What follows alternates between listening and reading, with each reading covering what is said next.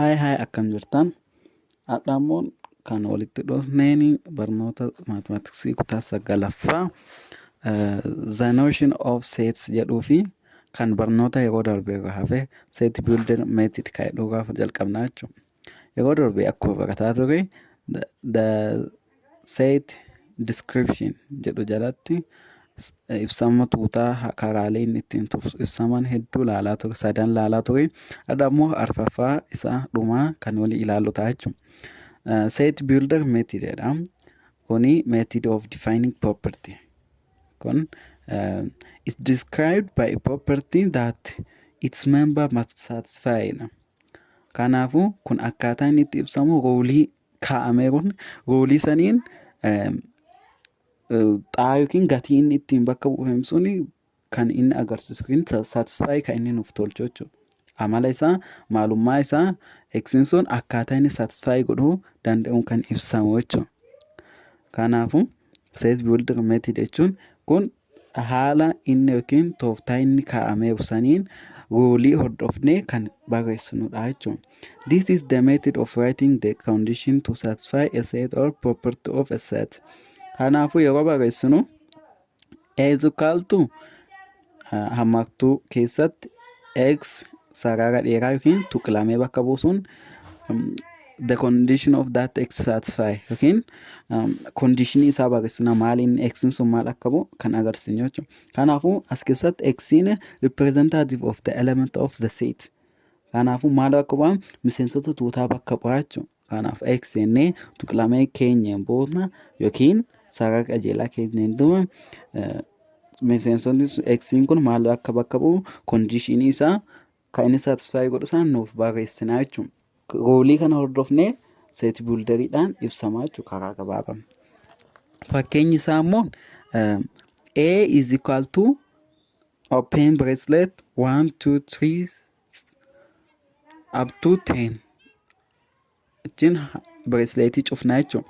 Kanaafuu as keessatti wanti hubatamuu qabu miseensota lakkoofsota lakkaawwii 1 hanga 10 jiran jechuudha. Set builder methodidhaan yoo ibsinu immoo A is equal to x sarara qajeelaa yookiin tuqlamee keenya x is the element of natural number. X'n miseensa tuuta lakkoofsa lakkaawwii ta'ee qoodduudhaan gargar baasnee akkan kuna x is less than 11 achiin hammattuu braceletii cufnaa jechuudha. Kanaafuu as keessatti wanti hubatamuu qabu x maal bakka bu'aa jechuun miseensota tuutaa bakka bu'aa jechuudha. Miseensa tuutotaa bakka bu'aa jechuudha. Kanaafuu x is the element of natural number, x is less than 11.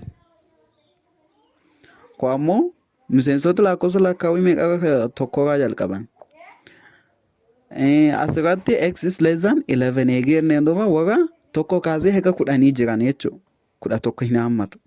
Kanaafuu set builderiidhaan yoo ibsinu akkasii ibsama jechuudha. Fakkeenyi lamaffaa A is equal to 0 hammattuu keessa 0 2 4 itti fufaa jechuudha. Achi open tuqaa sadii kennee braceletii cufna. Kanaammoo lakkoofsa kana braceletiidhaan set builderiidhaan yoo ibsamu A is equal to x tuqlamee x is the element of whole number. X is the element of whole number. Qooddu x is equal to 2n. 2n kun maal bakka bu'aa jechuudha. N kun miseensota lakkoofsota hundaa, miseensota lakkoofsota hundaa. Kanaafuu lakkoofsi as keessatti A is equal to 0 2 4 edhee itti fufu kun maal jechuudha. Even lakkoofsa evenii ta'an jechuudha. Lakkoofsota guutuu ta'an. Lakkoofsota hundaa ta'anii guutuu kan ta'an bakka bu'aa waan ta'eef x jenneen duuba x maal bakka lakkoofsota miseensa lakkoofsa hundaa kan ta'e achiin duuba x walqixa ta'aa 2n warra lamaa fi hiramuu danda'u yookiin lamaan baay'atu. Fakkeenyaaf bakka lakkoofsota bakka n san lakkoofsota hundaa bakka haa buusnuuti. Kaza lama baay'isuu 0 meeqa 0 dha. Lama tokko bakka haa buusnu. Lama baay'isu tokko lama. Lama baay'isu lama afur. Lama baay'isu sadii 6. Lama baay'isu afurii 8dha cadhisee itti fufaa jechuudha. Kanaafuu inniin sun miseensa lakkoofsota hundaa bakka buusneennaani ivinii lakkoofsota ivinii yookiin guutuu ta'an nuuf ibsaa jechuudha. Kanaafi waa'ee set descriptionii asirratti hobba'aa jechuudha. Kan itti aanu the notion of sets. The notion of sets. The notion of sets kan jedhu kun yaada maal jedhu bakka bu'aa? Yaada hariiroowwan tuutaa yookiin gosoota tuutaa jedhu bakka bu'aa jechuudha. Yaada hariiroowwan tuutaa or gosoota isaa bakka bu'aa jechuudha. Kanaafi akkuma kutaa 7 keessatti barachaa turre gosoota tuutaa meeqa akka ta'an akkamii ibsamuu akka danda'u wanneera kanuma yeroo darbee san kutaa 7 barachaa turtan san irra dee'inee barannaa jechuudha. Waan empty set jedha asitti. Empty set jechuun afaan Oromootiin kan beekamaa ta'e tuuta duwwaa jechuudha. Kana jechuun a set which does not contain any element is called an empty set or void cell or null set. Kanaafu miseensi tuuti miseensa homaatu hin qabne tuuta duwwaa yookiin kan Ingiliffaan void set or null set jedhamee ibsamaa jechuudha. Fakkeenyi isaa X'n tuqlameedhaan bakka buusnee X irra xiqqaa xaa irra xiqqaa 2. Kana jechuun lakkoofsota 1 fi 2 gidduutti argaman jechuudha. X is the natural number. Kanaafuu miseensa lakkoofsota hundaa ta'ee lakkoofsota lakkaawwii ta'ee kan lakkoofsota 1 fi lakkoofsota 2 gidduutti argamu waan hin jirreef miseensi tuuti kun maal jenna jechuudha? Tuuta duwwaa jedhama jechuudha. Tuuta duwwaa jedhama jechuudha. Lamaffaan finite set. Tuuta dhaabbata. A set which consists of the defined number of elements is called a finite set. Kan miseensoti tuuta sanii kan dhaabbataa ta'e yookiin kan himamanii hammaan beekamaa ta'an finite set yookiin tuuta dhaabbataa jedhamu jechuudha. Fakkeenyi isaa example a set of natural numbers up to 10. Natural numbers meeqa jalqabaa tokko waan jalqabuu fi tokko kaasee hanga 10 warri jiran miseensa tuuta dhaabbataa jechuudha. Because it has limited number of elements. Miseensoti isaa dhaabbatanii yookiin limited ta'anii dhaabbataniira waan ta'eef yookiin kan itti hin fufne waan ta'aniif finite set jedhamu jechuudha. Inni attaanu infinite set. A set which is not finite is called an infinite set. Tuuti yookiin tuuti dhaabbataa hin ta'in ka cadhisee itti fufu maal jedhama? Tuuta fufaa jedhama jechuudha. Kadhuma hin qabne jechuudha. Kadhuma hin qabne. Example the set of whole numbers. Miseensa tuuta lakkoofsota hundaa. Because the number of elements are not limited. Miseensota lakkoofsota hundaa kuni waan dhaabbatanii hin jirree fi cadhisanii waanta itti fufanii fi infinite set jennaa jechuudha. Kan itti aanu equivalent sets.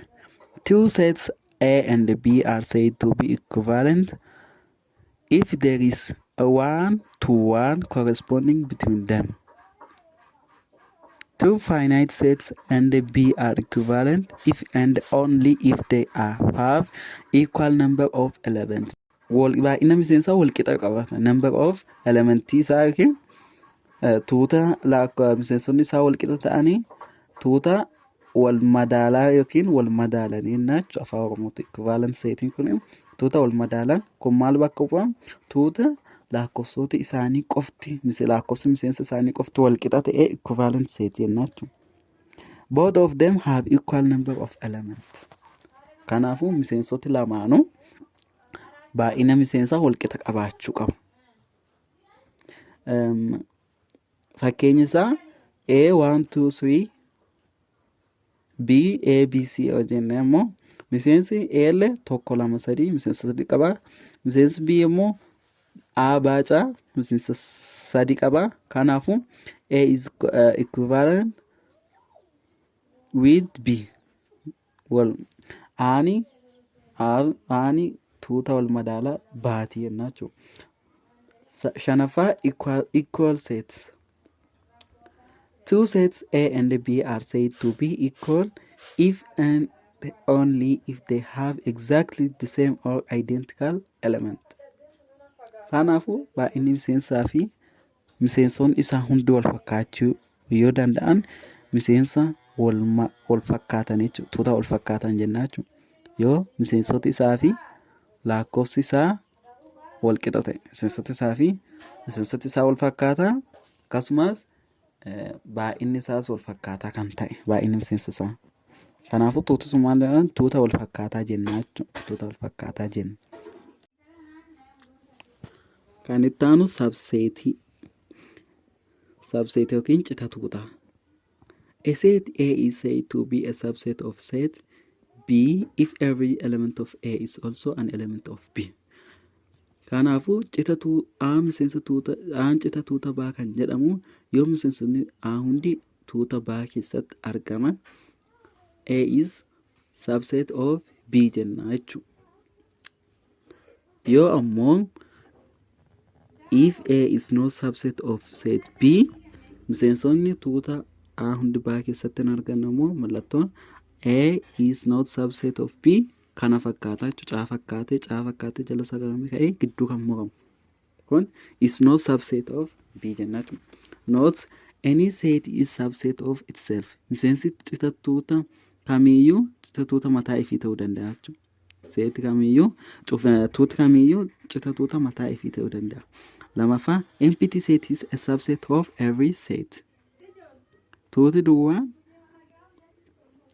cita tuuta kamiitu ta'uu danda'a. Cita tuuta kamiitu ta'uu danda'a jechuudha. Sadaffaa if set A is finite with n element, then number of subset of A is 2 the power of n. Kanaafuu baay'ina miseensota tuutaa yookiin cita tuutaa kennamee beekuuf 2 paaworii 9 jechuudha. 2 paaworii 9 sun maal akka miseensota tuutaa bakka bu'aa jechuudha. Miseensota tuutaa waan bakka bu'uufi baay'inni miseensota tuutaa 3 yoo ta'an 2 the power of 3 4 ta'an 2 the power of 4 jennee bakka buusnaa jechuudha. Fakkeenyaaf baay'inni miseensa tuuta A 3 yoo ta'an 2 the power of 3 yoo jenne 2 baay'isuu 2 meeqa 8 jechuudha. Kanaafuu baay'inni miseensa tuuta A meeqa 8 cita tuuta isaa hunda yoo barreessinu 8 jechuudha. Example A 2 miseensa isaa 1 2 3 4 5 6 achi tuuti baan 4 5 6 ta'anii 4 baa keessa 4 ni jira. A keessas 4 ni jira. 5 baa keessa ni jira. 5 A keessas jira. 6 A keessa baa keessa jira. Baa keessa A keessas jira. B is subset of A. Kanaafuu baa cita tuuta haa ta'aa jechuudha. Lamaffaa proper subset. Kun ammoo if A is subset of B and A is not equal to B. Kunis kan inni adda cita tuutaa irraa cita sirrii tuutaa irraa adda kan inni ta'u A fi B'n walqixa ta'uu hin qaban jechuudha. A fi B'n walqixa ta'uu hin qaban jechuudha. Dirqama tokkochi keessaatti adda ta'uu qaba keessa xiqqaachuu qabatu irraa guddachuu qaba. Yosani proper subset. Then A is called the proper subset of B and it can be written as A proper subset of B. Fakkeenyasaa example A 257 and B 2578. Set A is a proper subset of set B. Kanaafuu miseensoti tuuta A keessa irra hundinuu baa keessatti waan argamuu fi A is proper subset of B jennaa jechuudha. As keessatti wanti mutamu B is not the proper subset of A. Kan saabisa miseensota tuuta baa hundi A keessatti waan argamnee fi wanti inni irraa citee hin jiru jechuudha. Note for any set A for any set A is not proper subset of itself. Kanaafuu amma tuuti hangafa cite tuuta mataa ifii ta'uu danda'a. Tuuti kamiyyuu cite tuuta mataa ifii ta'uu danda'a. Inni gaafa as keessatti cite siree tuuta mataa ifii ta'uu hin danda'u. Lamaffaa the number of proper subsets of set A is to the power of n minus 1. Miseensota lakkoofsota cita sirrii tuutaa beekuu fi to the power of n hir'isuu tokko. Kanaafuu kan inni hir'ate suni kan mataa ifii ta'uu hin dandeenye saniitu irraa hir'ate jechuudha. Kan mataa ifii ta'uu hin dandeenye saniitu irraa hir'ate jechuudha. Garuu kan cita tuutaa keessatti mataa ifii waan ta'uu danda'uu fi to the power of n qofa hin dheerinyaatu. Kun garuu cita tuutaa mataa ifii ta'uu waan dandeenyeef minus 1 irraa hir'isna jechuudha. Baay'ina cita sirrii tuutaa barreessuuf. Sadaffaa empty set is the proper subset of any of them set. Tuuti duwwaa cita sirrii tuuta kamiitu ta'uu danda'a. Kanaafuu gaaffii barnooti kennaadhaa kana fakkaata. Yoo gaaffiiwwan qabaattan koomentii jala naaf barreessaa. Kan isiniif deebisu ta'an yeroo gaarii qabaadha.